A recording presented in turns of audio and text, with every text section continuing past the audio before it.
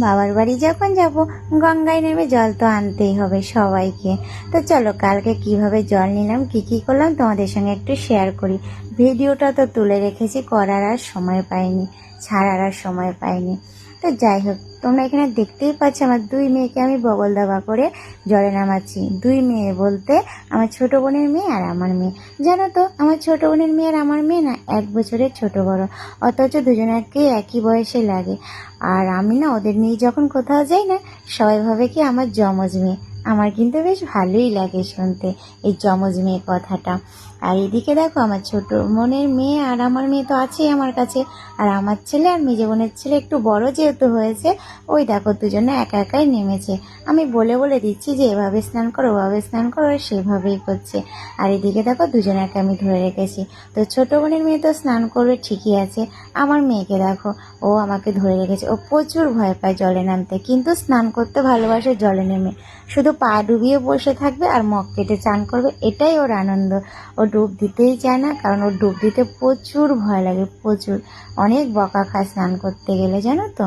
এরকম এই দেখো, এটা হচ্ছে আমার মেজো বোনের ছেলে। দেখো কত কিউট আমার বাবা। আমার সবকটা বাবা মাই অসাধারণ, একদম কিউট কিউট কিউট।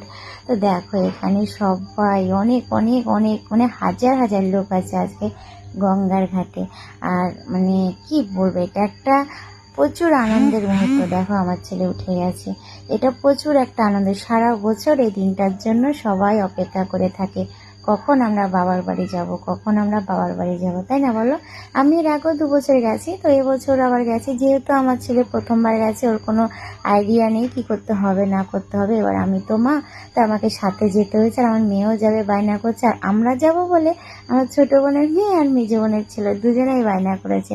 তো কি আর করবো, নিতে তো হবেই, সব তো সবারই থাকে। তো আমি একা 4টে বাচ্চা, অবশ্য আমার সাথে পার্সোনাল আমার যা ছিল মানে গেছে, আর পাড়ার আমাদের অনেকেই গেছে। এবার গঙ্গা থেকে উঠে তো আর কেউ কারো দেখা পায় না বলো, সবাই সবার মতন দৌড়াতে থাকবে, আর আমার তো এদেরকে নিয়ে থাকতে হবে। আর আমার মেয়ে দেখো স্নান করেছে, দেখো মাথা ভেজে নি, 2-3 বার ওকে মানে ডুব দেওয়াতে হয়েছে দেখবা। মানে ও প্রচুর ভয় পায়, মাথা তো ভেজাতেই চায় না কিছুতে। আমার আবার গঙ্গা স্নান করতে খুব ভালো লাগে, আমাদের যাওয়া হয় না তাই স্নান করা হয় না। তো আজকে অনেক করেই ফেললাম।